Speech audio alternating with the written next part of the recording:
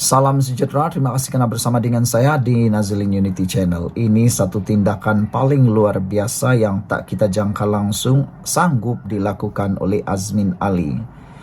Sehingga kan ada netizen kata, kalaulah Azmin Ali jadi Perdana Menteri, inikah yang akan berlaku? Adakah ini teladan yang baik, kata mereka. Ini apabila laporan mengatakan Azmin Ali ingkar panggilan polis untuk beri keterangan. Ramai netizen kata, adakah ini akan jadi duluan teladan contoh kepada ramai orang selepas ini, kata mereka. Kalau seorang ahli politik boleh ingkar panggilan polis untuk beri keterangan, netizen mula mempersoal, adakah ramai lagi yang akan menyusul mengikuti jejak langkah Azmin Ali ini sebagai teladan, kata mereka. Karena ini alasannya Azmin Ali ingkar panggilan polis untuk beri keterangan.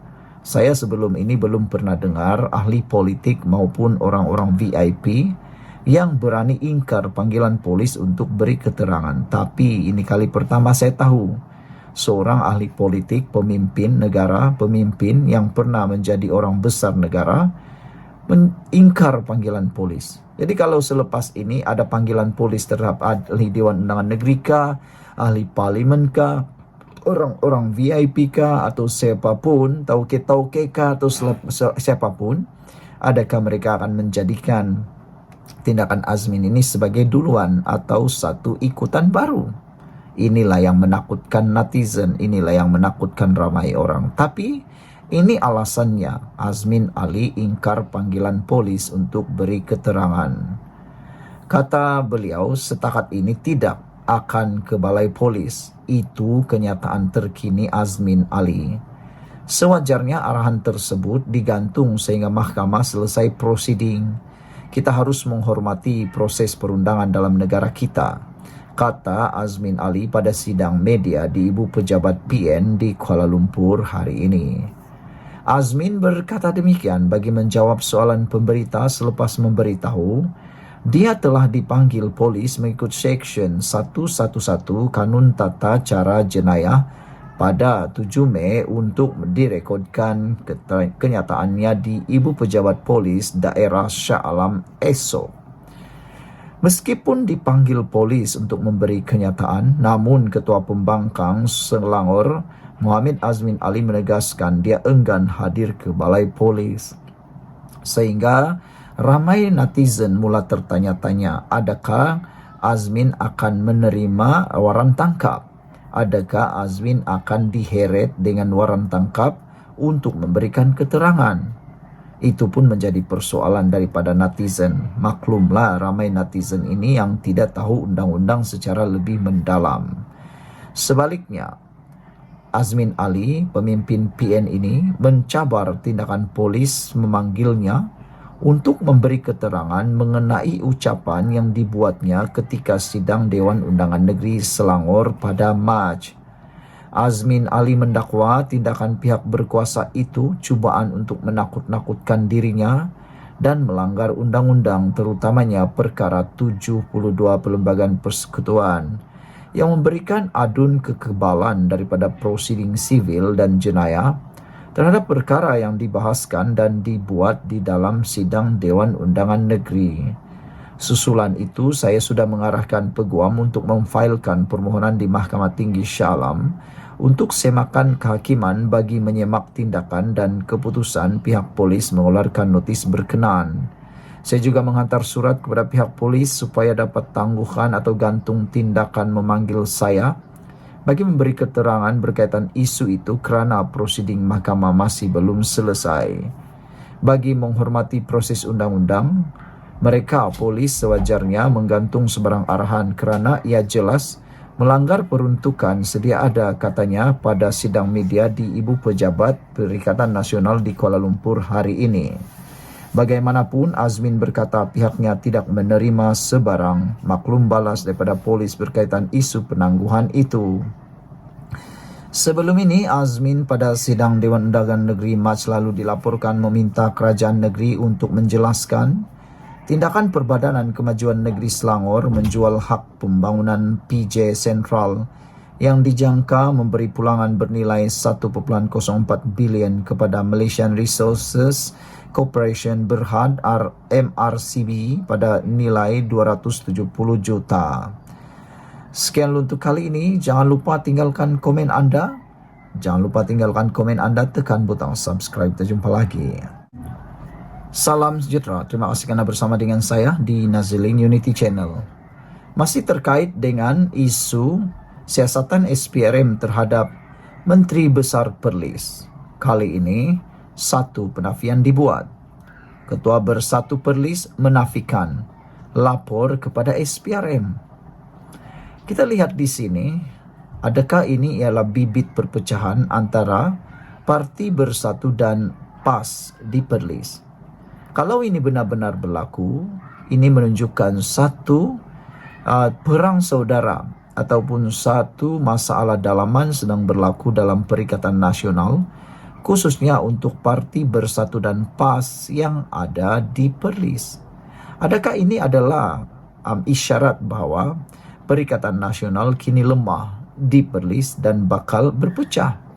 Kalau itu berlaku, tiada yang mustahil. Tetapi hari ini, Ketua Bersatu Perlis menafikan lapor kepada SPRM. Ketua Bersatu Perlis Abu Bakar Hamzah menafikan dakwaan.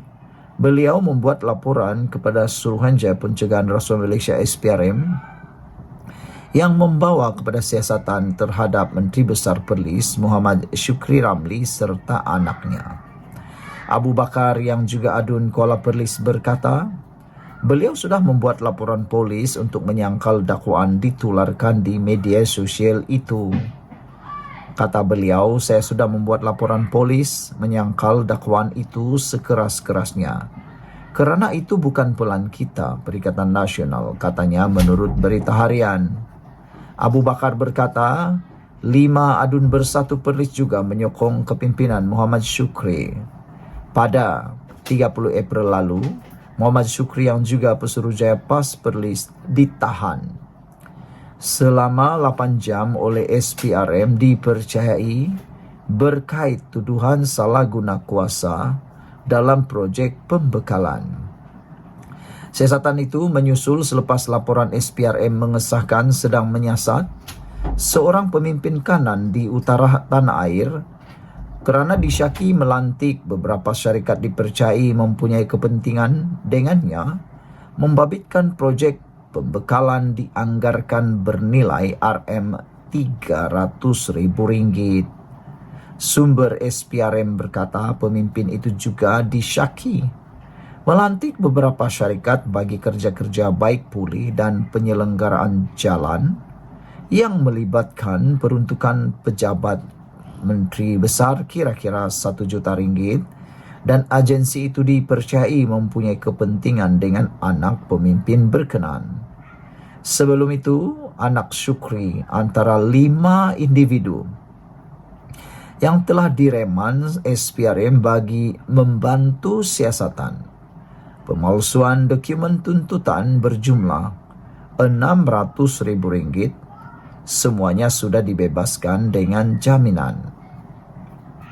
Mereka ditahan bagi membantu siasatan pemalsuan dokumen, membabitkan projek pembangunan prasarana seperti membaik pulih, menyelenggara, perbekalan dan perkhidmatan di seluruh Perlis sejak tahun 2022 hingga kini, yang menjurus kepada tuntutan palsu terhadap kerja tidak dilaksanakan. Jadi, penafian ini mengejutkan kita. Ketua Bersatu Perlis nafi lapor kepada SPRM. Sekian dulu untuk kali ini. Jangan lupa ikuti terus ulasan selepas ini. Salam sejahtera. Terima kasih kerana menonton channel Nazilin Unity. Saya bodoh. Mahathir pilih kuli. Itu isu. Tajuk yang luar biasa malam ini, pada pagi ini, petang ini. Saya bodoh, Mahathir pilih kuli. Itu komen dan pendedahan oleh Musa Hitam. Bekas timbalan Perdana Menteri Tun Musa Hitam mendakwa bekas bosnya Tun Dr. Mahathir Mohamad lebih mencenderung memilih Tengku Razali Hamzah berbanding dirinya kerana beliau seorang ahli politik bodoh. Bercakap semasa menyampaikan ucapan aluan bagi melancarkan buku bertajuk Kuli Memori 205, Musa menggelarkan Dr. Mahathir sebagai seorang ahli politik yang bijak. Waktu Dr. Mahathir dalam mesyuarat Majlis Tertinggi UMNO, ketika itu Dr. Mahathir beritahu kepada seluruh ahli Majlis Kerja Tinggi MKT, dia cakap ada seorang daripada kita yang tak sabar nak ambil alih jawatan sebagai ketua dalam UMNO. Ada satu malam Dr. Mahathir kata ada dengar bahawa orang ini jahat. Saya pun macam bodoh dan ketika itu saya duduk sebelah dengan pemimpin yang sangat penting kerana saya ketika itu adalah timbalan. Saya pusing untuk tanya siapa individu yang dia cakap. Percaya atau tidak, saya tanya siapa dia, individu yang dituju itu. Ada, mereka beritahu, "Yulah Musa," katanya. Pada hari seterusnya, saya beritahu untuk lepaskan jawatan semudah seperti itu. Walaupun bos sayangkan saya dan sekarang dia henti sayangkan saya. Kerana saya tak boleh buat kerja, timbalan Perdana Menteri bodoh, dia terperanjat, katanya. Berkongsi cerita mengapa beliau tidak bertanding menentang Dr. Mahathir untuk jawatan Presiden UMNO. Musa mengaku faktor keuangan adalah cabaran dan hal utama. Dengan kekangan itu, Musa mengakui beliau terpaksa bersikap realistik dan tidak boleh berbuat apa-apa, termasuk untuk mencari dana. Realiti yang tidak membenarkan saya untuk menyertainya. Saya bersikap realistik. Saya berdepan apa saja bentuk realiti, iaitu saya tak ada duit langsung. Faham tak bila kita berpecah dalam UMNO? Ada UMNO baru dan UMNO lama. Kuli mengetuai tim B dan lepas itu tim B jadi semangat 46. Saya fikir saya pandai sangat dan Tun Abdullah Badawi dan Sahrir dan ada budak-budak kita bersama. Soal duit macam mana? Saya lihat kepada Sahrir. Seorang pun tak ada duit. Cuba juga untuk mendapatkan sumbangan tapi tak menjadi dan ia tak semudah itu. Ia adalah realiti. Berbalik kepada wang, saya sedar saya tak ada duit dan isu duit adalah cabaran terbesar dalam politik atau orang politik. Kerajaan dan parti politik kena hadapi, katanya. Dipetik daripada myKMU.net dengan tajuk Saya Bodoh, Mahathir Pilih Kuli. Ini satu pengakuan yang amat luar biasa yang tak pernah kita tahu. Apabila bekas timbalan Perdana Menteri Tun Musa Hitam mendakwa, bekas bosnya Tun Dr. Mahathir Mohamad lebih cenderung memilih Tengku Razali Hamzah berbanding dirinya kerana beliau seorang ahli politik bodoh. Sekian untuk kali ini. Jangan lupa tinggalkan komen anda. Ikuti terus ulasan selepas ini. Salam sejahtera. Terima kasih kerana bersama dengan saya di Nazilin Unity Channel. Isu paling hangat pada petang ini ialah tentang 10 pembongkaran berkaitan dengan kerajaan Madani yang membuat walaun bingung. Ini memang lucu tapi benar. 10 berita ekonomi Madani yang walaun bengang minggu ini.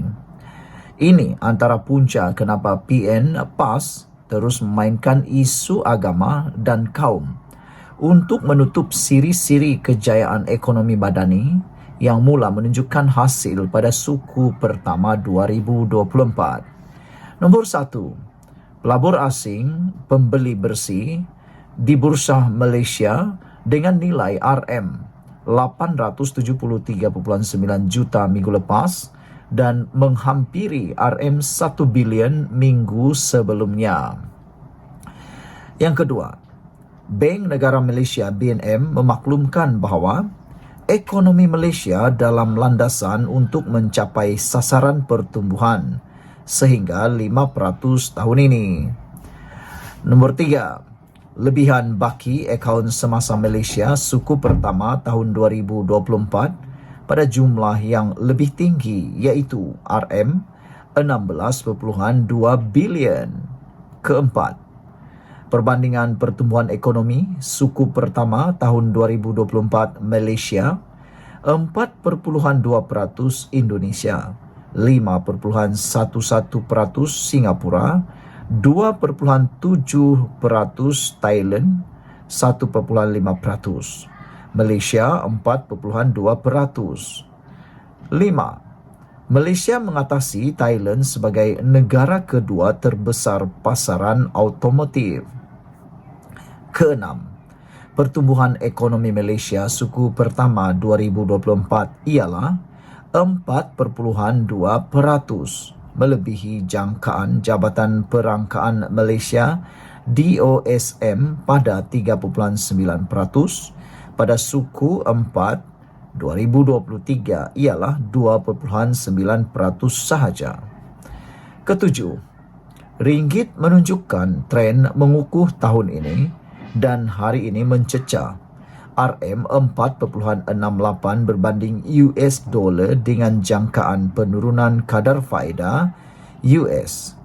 Nombor 8, nilai dagangan Malaysia naik 12,1% kepada RM221.74 bilion dan ekspor meningkat sebanyak 9,1% pada April tahun 2024. Kesembilan, Microsoft umum pelaburan RM10.5 bilion di Malaysia. Kesepuluh, Indonesia menyalahkan Malaysia dan Singapura punca industri semikonduktornya lemah. Malaysia kini menjadi kuasa besar semikonduktor di Asia Tenggara kerana hubungan baik dengan Timur dan Barat. Saudara-saudara sekalian, 10 perkara ekonomi ini, berita ekonomi ini membuat walaun bengang minggu ini dan tidak mempunyai modal lagi untuk memainkan isu-isu ekonomi pembangunan berkait dengan kerajaan Madani yang sibuk tentang isu murahan yang tidak lagi dilayan oleh rakyat, kata netizen.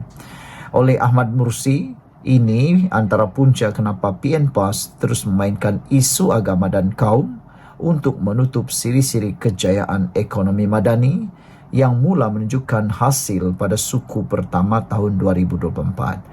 Sekian untuk kali ini. Ikuti terus ulasan selepas ini. Jangan lupa tinggalkan komen anda, tekan butang subscribe dan kita jumpa lagi.